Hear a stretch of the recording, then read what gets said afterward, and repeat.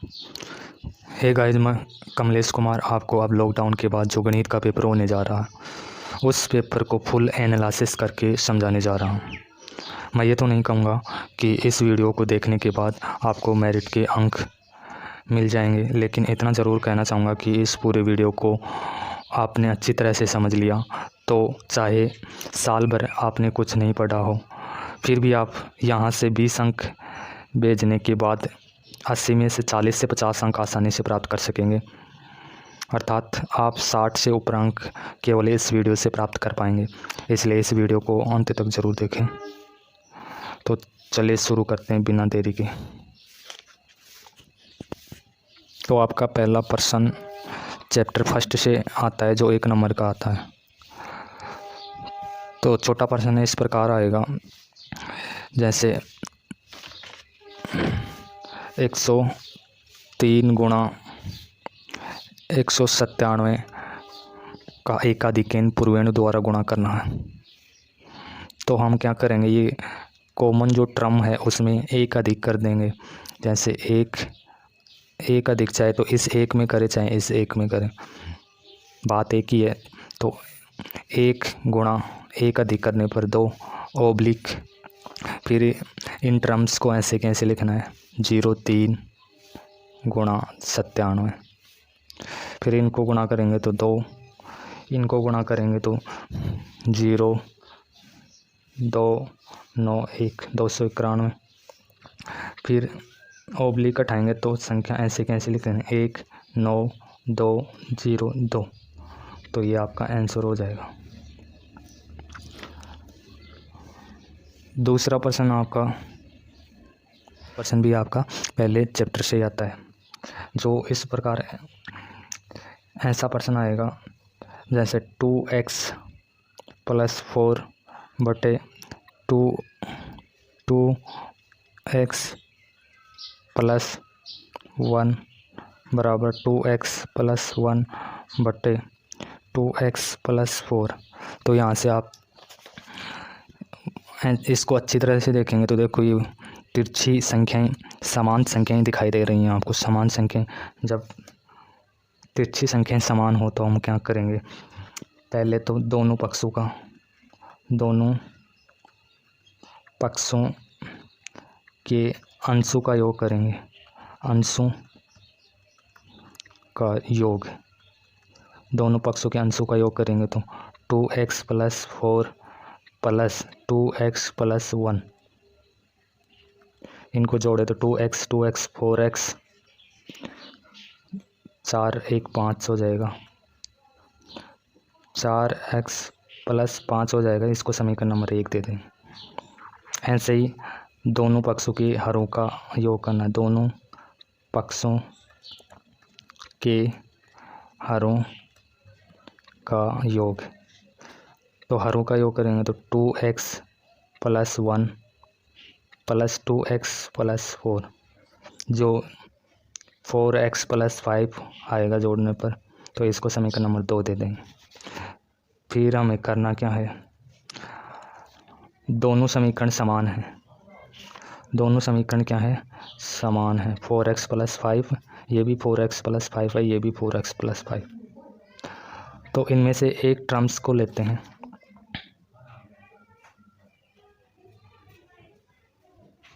एक टर्म्स लेंगे और उसके बराबर क्या कर देंगे, 0 रख देंगे। जैसे 4x + 5 बराबर 0, तो 4x बराबर हो जाएगा 5, तो x बराबर -5, 4x बराबर -5, तो x बराबर -5/4। ऐसे x का मान निकल कर आएगा। आपके बोर्ड के पेपर का तीसरा प्रश्न, परमेय संख्या की शांत जांच करके दशमलव प्रसार के कितने अंकों तक अंक होगा, ऐसा प्रश्न आएगा। तो प्रश्न जैसे 43/2 गुणा 5/3 है। तो इसका हल इस प्रकार करना है, हमें लिखना है, हम जानते हैं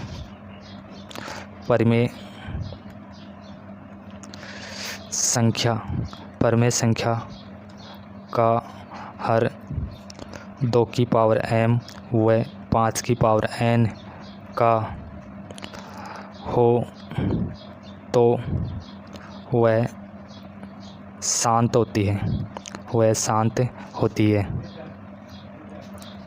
ये फैक्ट आपको लिखना है। फिर संख्या क्या है, 43/2 की पावर 2 गुणा 5 की पावर 3। तो यहाँ 2 की पावर 2 है और 5 की पावर 3 है, तो 2 की पावर 2 को भी 3 करना है। तो हम क्या करेंगे, ऊपर नीचे 2 से गुणा कर देंगे। ये गुणा करने के बाद क्या हो जाएगा, 43 गुणा 2, 43 गुणा 2, 2 की पावर 3 हो जाएगी और 5 की पावर 3 हो जाएगी। अब इस कंडीशन में आ गया ये जाएगा 43 गुणा 2 86 और बट्टे में अब क्या करेंगे, घात समान होने पर इनका गुणा हो जाएगा। 2 गुणा 5 कितना हो जाएगा, 10 की पावर 3 हो जाएगा। क्या लिखेंगे इसको, 86/10 की पावर 3 को 3 0। तो आंसर क्या आएगा, 3 के बाद पॉइंट, 3 के बाद पॉइंट। तो हमारा आंसर 3 के बाद पॉइंट यानी 086। ये 3 संख्याएं हो गई, यहाँ पॉइंट आएगा 0.086। ये आंसर आ जाएगा। यहाँ से अगर ये प्रश्न नहीं पूछता है, ये प्रश्न नहीं पूछता है तो ये अवश्य आएगा। इन दोनों में से एक प्रश्न आएगा, 3 नंबर पे एक प्रश्न है तो वो पूछेगा महत्तम समापवर्ती का, जैसे संख्याएं दे देगा 95 और 152 का HCF महत्तम समापवर्ती ज्ञात कीजिए।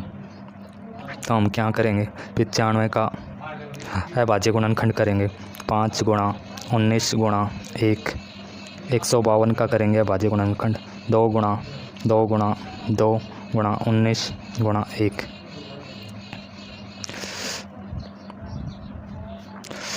फिर HCF की बात करें महत्तम समापवर्ती, तो महत्तम समापवर्ती यानी जो प्रत्येक लाइन में मौजूद हो, वह संख्या जो प्रत्येक लाइन में मौजूद हो वो महत्तम समापवर्ती या HCF होती है। तो 5 यहाँ है, इधर 5 नहीं है, 19 यहाँ है, इधर भी 19 है, तो ये आपका महत्तम समापवर्ती हो जाएगा। एक तो गुणा में लगाओ या ना लगाओ, 19 गुणा 1 19 ही होता है, तो आपका महत्तम समापवर्ती क्या हो जाएगा, 19। ये प्रश्न या तो वो पहले वाला आए या फिर ये आए। 3 नंबर पे आपके बोर्ड के पेपर में उन दोनों में से एक प्रश्न आएगा। संख्या चेंज हो सकती है लेकिन प्रश्न ऐसा ही रहेगा, ध्यान रखना। नंबर 4 आपके बोर्ड एग्ज़ाम का चैप्टर 6 से आएगा, 6वीं प्रश्न वाली से। कैसा प्रश्न पूछेगा, सेक थीटा बराबर √2 है। तो किसी का भी मान पूछ सकता है, जैसे sine theta, cos theta, tan theta, इनमें से कोसेक थीटा। तो इसमें करना क्या है, तो ऐसी संख्या दे रखी हो तो बटे में 1 लगा सकते हैं हम। तो सेक थीटा बराबर हम जानते हैं लाल बटा कक्का के अनुसार, लाल बटा कक्का के अनुसार सेक थीटा होता है ये कर्ण बटे आधार। क्या होता है, सेक थीटा बराबर होता है कर्ण बटे आधार। ये तो सभी को पता है, पहला टर्म्स होता है L बटा के साइन थीटा, फिर आधार बटा कर्ण, कोस थीटा लंब बटा आधार, टैन थीटा उल्टा चलते हैं, आधार बटा लंब कोट हो जाएगा, कर्ण बटा आधार सेक हो जाएगा, कर्ण बटा लंब कोसेक हो जाएगा।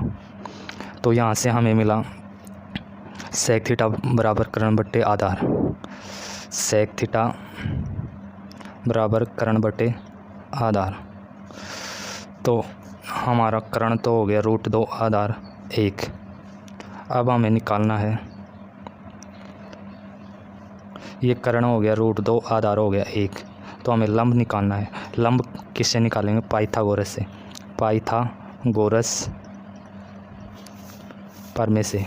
पाइथागोरस प्रमेय क्या कहती है, कर्ण का स्क्वायर होता है आधार के स्क्वायर प्लस लंब के स्क्वायर के बराबर। तो कर्ण का स्क्वायर √2 का स्क्वायर, आधार 1 का स्क्वायर प्लस लंब का स्क्वायर। यहाँ से ये अंडर रूट कट जाएगा, 2 बराबर 1 का स्क्वायर 1 ही होता है L²। यहाँ ये 1 का पक्षांतरण करेंगे तो 2 - 1 L²। यहाँ 1 बचेगा बराबर एल स्क्वायर। दोनों तरफ क्या करेंगे, वर्गमूल करेंगे तो ए स्क्वायर अंडर रूट से कट जाएगा। अंत में क्या आएगा, अंत में आएगा 1 बराबर एल, यानी लंब कितना आ जाएगा 1। तो लंब 1 आने पर, लंब 1 आ जाएगा तो फिर हम किसी का भी मान निकाल सकते हैं। जैसे हमारे पास लंब 1 आ गया, आधार 1 था, कर्ण रूट 2 था जो प्रश्न में दे रखा था। तो अब हम सैन थीटा का भी निकाल सकते हैं। सैन थीटा बराबर क्या होता है, लंब बटे कर्ण, लंब बटे कर्ण, तो लंब हो जाएगा 1 और लंब हो जाएगा 1, कर्ण हो जाएगा रूट 2। ऐसे ही कोस थीटा का भी निकाल सकते हैं। कोस थीटा क्या होता है, आधार बटे कर्ण, तो आधार हो जाएगा 1, कर्ण हो जाएगा रूट 2। ऐसे ही हम टेन थीटा का भी निकाल सकते हैं। टेन थीटा बराबर क्या होता है, लंब बटे आधार, तो लंब कितना 1, आधार कितना 1, भाग देंगे तो 1 ही आएगा। ऐसे किसी का मान निकाल सकते हैं, तो ऐसा प्रश्न आएगा।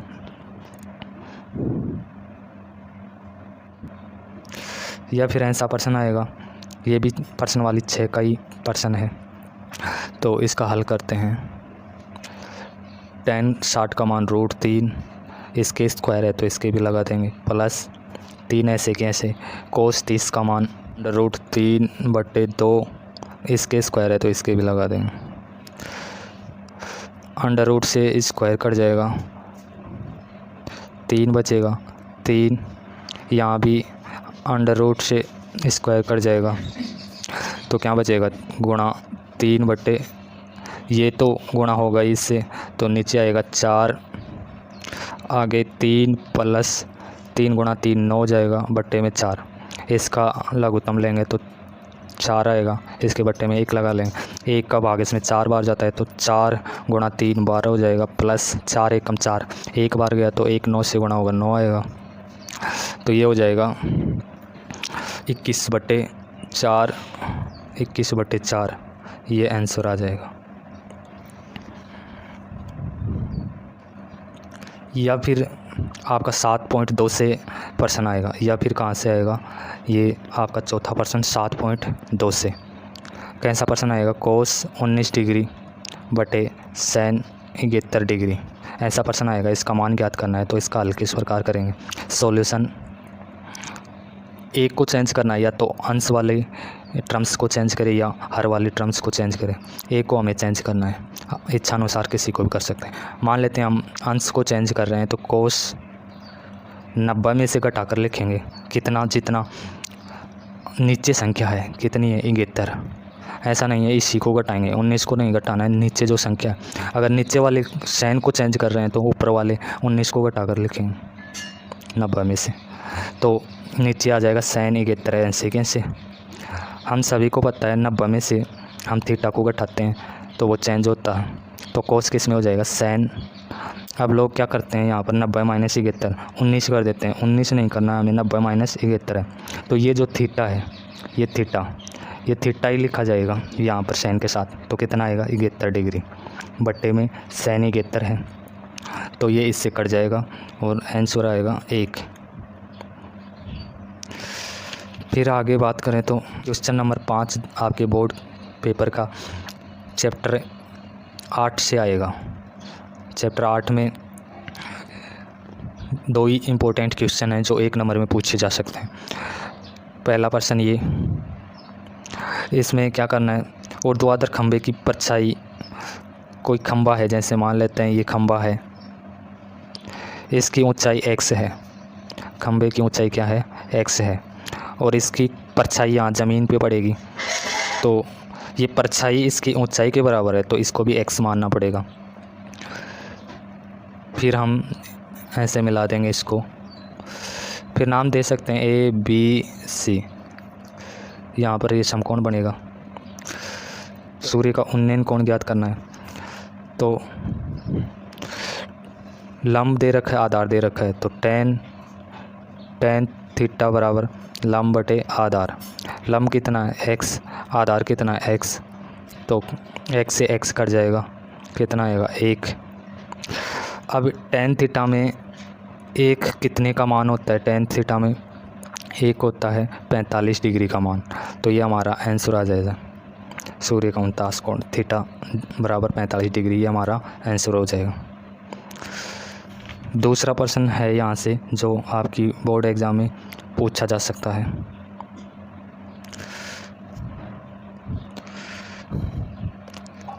दूसरा प्रश्न 6 मीटर ऊंचा, 6 मीटर ऊंचा, 6 मीटर ऊंचे एक खंभे, तो खंभे की ऊंचाई है 6 मीटर।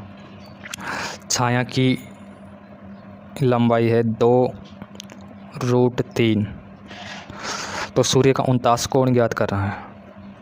ये सूर्य का 49 कोण, ये थीटा ज्ञात करना है, यहाँ 90 डिग्री। नाम दे सकते हैं कुछ भी, ए बी सी।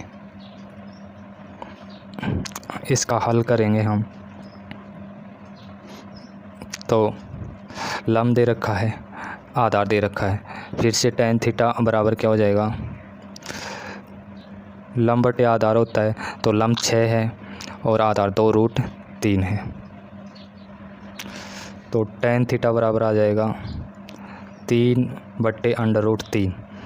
अब त्रिकोणमिति के इस प्रश्न वाली में हमें एक बात का ध्यान रखना है, ये नीचे की अंडर रूट की संख्या आती है, तो नीचे वाली का अंडर रूट हटाना होता है। तो हम क्या करेंगे, ऊपर नीचे उसी संख्या से गुणा कर देते हैं। तो √3 से ऊपर नीचे गुणा कर देंगे, तो ऊपर तो हो जाएगा 3√3, 3√3 और नीचे हो जाएगा अंडर रूट हट जाएगा, 3 आ जाएगा, यानी √3 गुणा √3 हो तो ये 3 का स्क्वायर अंडर रूट ये होगा। तो स्क्वायर से अंडर रूट कट जाता है, बचता है क्या, 3। तो ऐसे 3 आएगा, फिर 3 से 3 कट जाएगा, फिर अंत में बचेगा क्या, अंडर रूट। तो tan थीटा बराबर बचेगा √3। तो tan थीटा में √3 कितने का मान होता है, 60 डिग्री का। तो 60 डिग्री हमारा आंसर आ जाएगा। आपके बोर्ड पेपर का क्वेश्चन नंबर 7 चैप्टर 12 से आएगा। चैप्टर 12 से कहाँ से, 12 से आएगा। तो 12 से कैसा प्रश्न आएगा, 12 से ये प्रश्न, घड़ी के पेंडुलम के सिरे का बिंदु पथ लिखिए। घड़ी के पेंडुलम के सिरे का बिंदु पथ लिखिए। तो जैसे मान लेते हैं ये हमारी क्या है, घड़ी है, क्या है, घड़ी। तो पेंडुलम जो होता है ना, पेंडुलम ऐसे लटका होता है नीचे की तरफ, ऐसे ये पेंडुलम है। तो ये पेंडुलम क्या करता है, पेंडुलम इतने भाग में रोटेशन करता है, इतने भाग में हिलता है, ऐसे हिलता है पेंडुलम, ऐसे हिलता है। तो ये क्या बनाता है, एक चाप बनाता है। किसका निर्माण करता है, ऐसे हिलता है तो चाप का निर्माण करता है। तो हम आंसर क्या लिखेंगे, इसका आंसर हो जाएगा वर्त का एक चाप, वर्त का एक चाप। या फिर आपका जो 7वां प्रश्न बोर्ड एग्ज़ाम में पेपर के अंदर जो 7वां प्रश्न आता है वो चैप्टर 13 से आएगा।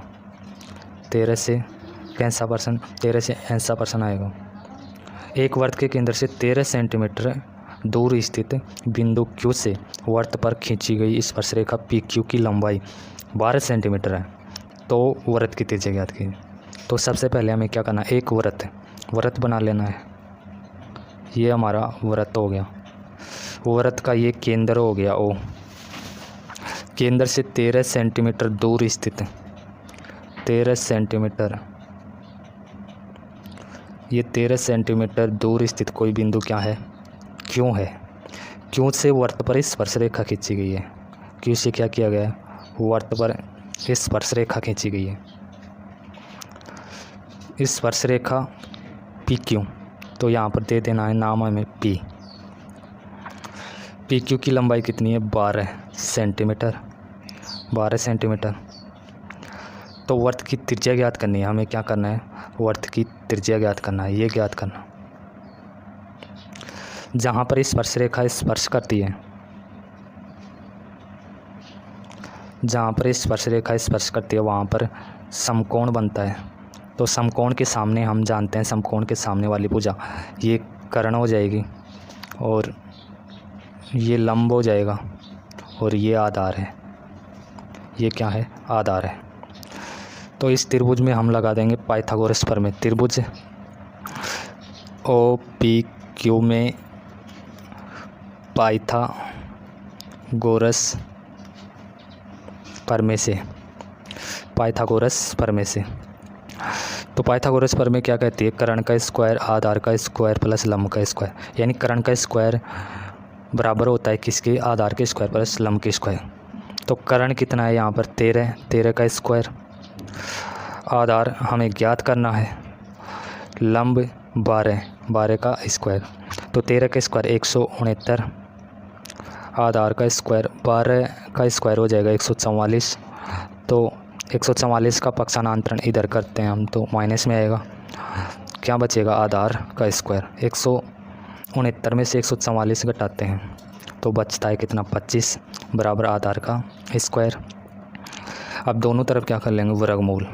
वर्गमूल करने पर क्या होगा, ये स्क्वायर से अंडर रूट कट जाएगा और 25 का अंडर रूट निकल कर आएगा 5। तो आधार बराबर हो जाएगा कितना, 5। तो हमें क्या करना था, वृत्त की त्रिज्या निकालनी थी। लंब का मतलब ये यहाँ पर क्या है, आधार है।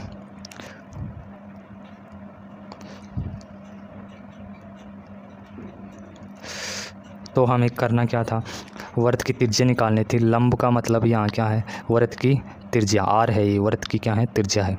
तो वृत्त की त्रिज्या आर बराबर कितनी हो जाएगी, 5 सेंटीमीटर। तो ये हमारा क्या हो जाएगा, आंसर हो जाएगा। ई बराबर कितना दे रखा है, 0.65। हमें ई नहीं होने की प्रायिकता, ई नहीं होने की, तो इसके ऊपर जो बार लगा देते हैं, बार, ये नहीं होने की प्रायिकता है, ये हमें ज्ञात करना है। हम जानते हैं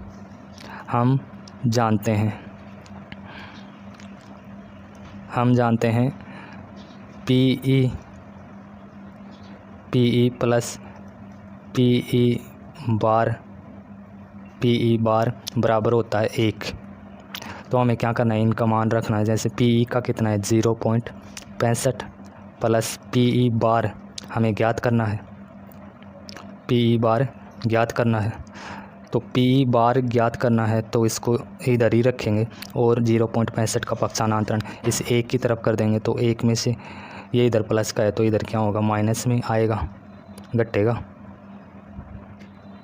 -0.65। तो 1 में से 0.65 घटाएंगे तो क्या बचेगा, 0.35, 0.35। ये हमारा आंसर हो जाएगा। ये कैसे घटाया है इसको भी ज़रा देख लेते हैं। जैसे हमें घटाना है 1 में से 0.65, तो ऊपर भी 1 के आगे यहाँ पॉइंट लगा लेंगे और 2 0 लगा देंगे। अब हमें घटाना है तो ये 1 असल लेगा, यहाँ 10 हो जाएगा। फिर ये 0 असल लेगा, ये 10 हो जाएगा, यहाँ 9 बच जाएगा। तो 10 होने पर यहाँ 10 में से 5 जाएगा तो 5 बचेगा, यहाँ 9 बच गया, 9 में से 6 घटाएंगे तो 3 बचेगा। ये पॉइंट ऐसे कैसे, ये असल दे ही दी थी इधर तो 0 बच गया, ऐसे 0.65 आएगा।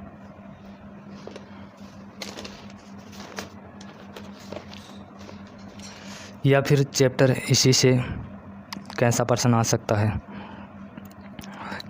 चैप्टर 18 से ये प्रश्न आ सकता है। या किसी प्रयोग की सभी प्रारंभिक घटनाओं की प्रायिकताओं का योग कितना होगा।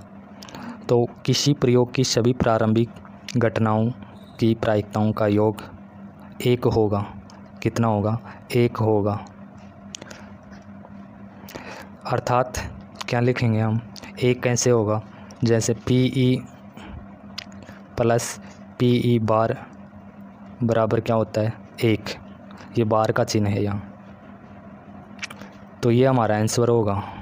इतना लिखना है आप लोगों को, किसी प्रयोग की सभी प्रारंभिक घटनाओं की प्रायिकताओं का योग 1 होगा, अर्थात पी प्लस पी बार बराबर 1। आपके पेपर का क्वेश्चन नंबर 9 सड़क सुरक्षा से आएगा। कहाँ से आएगा, सड़क सुरक्षा से। सड़क सुरक्षा से कैसा प्रश्न आएगा, सड़क सुरक्षा से ये प्रश्न आएगा, यदि आप पहली, दूसरी, तीसरी व चौथी सिग्नल लाइट को क्रम से एपी दे रखी है आप लोगों को 3, 9, 15, 21 सेकंड में पार करते हो तो 69 सेकंड में कौन सी सिग्नल लाइट पार कर जाओगे? 69 सेकंड में। तो ये एपी से उठाया है सड़क सुरक्षा का प्रश्न। तो सड़क सुरक्षा से ये प्रश्न आएगा। इसमें यहाँ पर ए बराबर कितना है? 3, जो प्रथम पद होता है, एक मतलब प्रथम पद।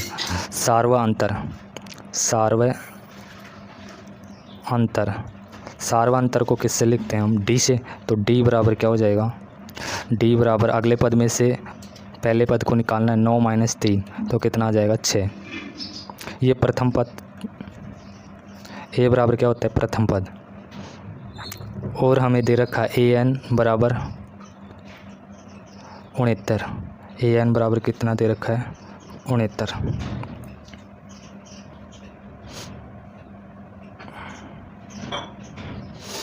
ए एन बराबर 69 दे रखा है, तो हम सूत्र ए एन वाला ही लगाएंगे। ए एन बराबर क्या होता है? A plus n minus 1 into d. A n का मान कितना है? 69। ए का मान 3। एन हमें ज्ञात करना है। डी कितना? डी है 6। अब क्या करेंगे? 69 ऐसे कैसे, इस 3 का पक्षांतरण इधर करेंगे तो माइनस में आएगा, बराबर में क्या बचेगा? N minus 1 into 6। ये घटाएंगे तो ये कितना हो जाएगा? 66 एन माइनस 1 इंटू 6। ये गुणा में है 6 यहाँ, तो इधर भेजेंगे तो भाग में आएगा, तो क्या हो जाएगा? 66/6। इधर बचेगा n माइनस 1। अब 66 के अंदर हम भाग देते हैं 6 का, इधर बच रहा है n माइनस 1, तो कितना आ जाएगा? 11। ये n माइनस 1। अब एक का पक्षांतरण करेंगे। क्यों करेंगे? क्योंकि हमें तो n का मान ही तो निकालना है, तो एक को हटाना है। एक को हटाएंगे, ये माइनस का इधर आके जुड़ जाएगा, तो कितना हो जाएगा? 12। n बराबर कितना? 12 हो जाएगा। तो 12वीं सिग्नल लाइट पार कर चुके होंगे। इसका आंसर क्या आएगा? 12वीं सिग्नल लाइट पार कर चुके हैं। आपके बोर्ड पेपर का क्वेश्चन नंबर 10, ये भी सड़क सुरक्षा से ही आएगा। सड़क सुरक्षा से प्रश्न इस प्रकार होगा। यदि एक टैक्सी का किराया प्रथम किलोमीटर के लिए 15 रुपये है तथा इसके बाद प्रति किलोमीटर के लिए 8 रुपये है, तो 12 किलोमीटर चलने के लिए आप कितना किराया दोगे? तो प्रश्न को समझना पहले क्या बोल रहा है। एक टैक्सी का किराया प्रथम किलोमीटर, यानी आपको 1 किलोमीटर जाना है, तो प्रथम किलोमीटर के लिए आपको कितना रुपये देना होगा? 15 रुपये देना होगा। फिर इसके बाद जितना भी किलोमीटर जाओ आपको 8 रुपये के हिसाब से देना है। किलोमीटर के लिए हमें दे रखा है 15। हमें एपी बनानी है। यहाँ पर क्या करना है? एपी बनानी है। एपी कैसे बनेगी? प्रथम किलोमीटर के लिए 15 रुपये देना है, तो 15। फिर आगे प्रत्येक किलोमीटर के लिए 8, तो 15 में 8 जोड़ेंगे तो कितना हो जाएगा? 23। फिर 8 जोड़ेंगे तो कितना हो जाएगा? 31। डॉट ऐसे चलेगी ये एपी। तो यहाँ पर हो गया ए बराबर, यानी प्रथम पद तो हो गया 15, सार्वअंतर अगले पद में से निकालना है। 23 में से 15 जाएगा तो कितना बचेगा? 8। एन दे रखा है 12, यानी 12 किलोमीटर चलने के लिए आप कितना किराया दोगे? तो एन का मान है ये। ए एन हमें ज्ञात करना है, इतना लिखना है। इतना लिखने के पश्चात हमें ए एन का ही सूत्र लगाना है। ए एन का सूत्र क्या होता है? ए एन अंतिम पद ज्ञात करने का सूत्र होता है ए एन बराबर a plus n minus 1 into d. इसमें मान रखना है। ए एन तो हमें ज्ञात करना है। ए का मान 15 है, प्लस एन का मान 12 माइनस 1 इंटू डी का मान 8। आगे हमें करना है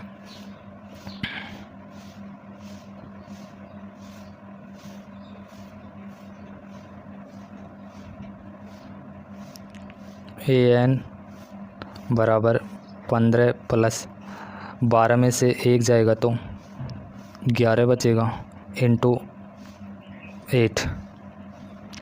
तो 15 ऐसे के ऐसे पहले गुणा करना है 88, फिर जोड़ना है 88 में ये जोड़ेंगे तो 103 हो जाएगा, 15 जोड़ने पर कितना हो जाएगा 103। तो वो अंतिम पद हमें मिलेगा 103। कितना किराया देना पड़ेगा 103, 12 किलोमीटर। अतः 12 किलोमीटर चलने पर हमें किराया कितना देना पड़ेगा 103 रुपये। हे गाइज, इससे आगे के प्रश्नों का वीडियो तुरंत पाने के लिए चैनल को सब्सक्राइब कर बेल आइकन अर्थात घंटे को दबा लीजिए।